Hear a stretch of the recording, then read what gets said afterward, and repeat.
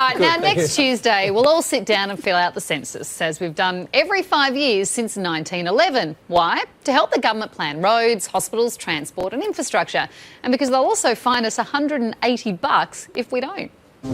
Back in the day, families would gather round the fireplace on Census Eve, eat census cake and hope the census bunny would leave a calculator under our pillows. But those days are gone. This year, the default method of completing the census is online. If you want the paper forms, you have to request them. And that's worrying for anyone who's had to show their gran how to turn on an iPhone.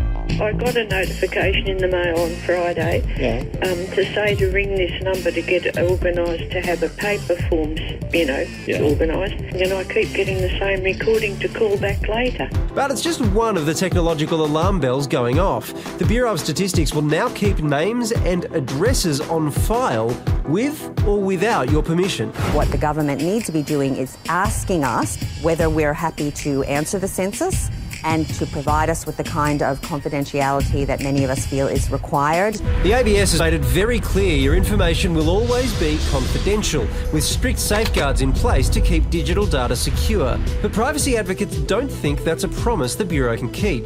Once governments collect this sort of data, it tends to get abused and it's not held very, very securely.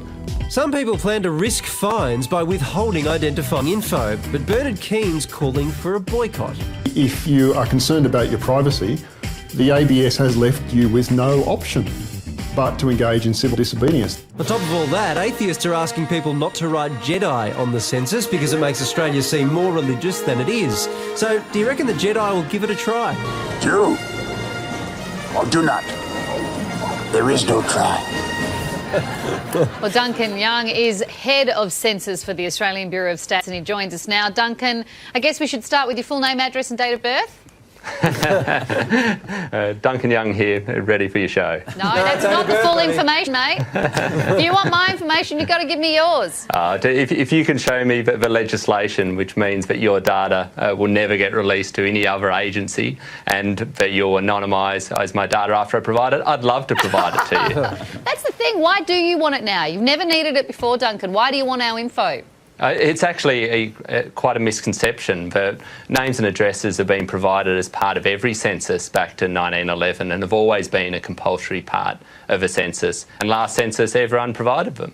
So the New South Wales Privacy Commissioner has come out and said there is no way you can keep this data secure. You're just not capable of doing that.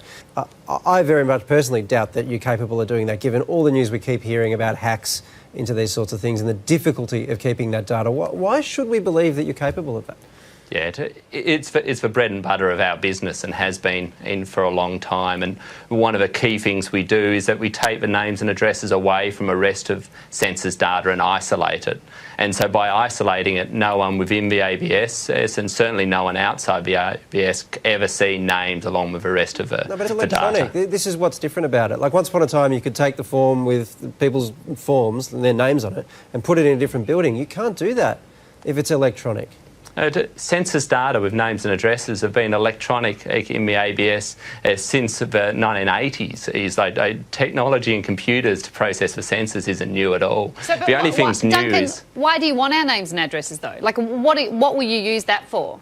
Yeah, absolutely. What we're using names and addresses for is producing new statistics to help Australia in the future. So I can give some examples of what we've done on last census and the census before, if you'd like. Sure. So we've been trying in Australia to close the gap in life expectancy between Australian Aboriginal and Torres Strait Islanders and other Australians. But whilst we've had this noble goal, we've had absolutely no data to actually accurately measure what the life expectancy is of both groups in the community. And by using names and death records and census data last census, we were able to produce that data for the first time, which is really important for us planning for health in Australia. Duncan, not everybody can access the online form, so we've heard that people trying to request a paper form, they're struggling to get through on the phone. Is that under control yet? We're working on that at the moment. What we've seen is actually a whole lot more enthusiasm than we saw 5 years ago at this time before the census. So much more sort of contact and calls coming in. We've already had people from households of 1 million people sort of either get their request for paper forms in or complete the census already online. So we're really pleased to see the enthusiasm. We're sorry that some people have been inconvenienced, but there's still plenty of time to go. We never fine people for completing the census late, and so if you don't get through until later in the week, that's fine, and there's still lots of time to complete the census. Well, the fines are not doing it do feel pretty steep, Duncan. Like $180 a day, that's more than not, being part of the federal election. The amazing thing in Australia is that fine, whilst it's specified in the legislation, has been there for a long period of time. We very, very rarely ever have to use it. So last census, with over 20 million people in Australia, we actually ended up only fining less than 100 people. So we do everything we can to make sure that people are counted, understand the value and understand the security of their data. So, Duncan, everyone sleeping in that house that night is counted in the census. Is that right? Yep. Yeah, absolutely. So what happens if, say, Fifi has a Tinder date that night? Whoever that might be.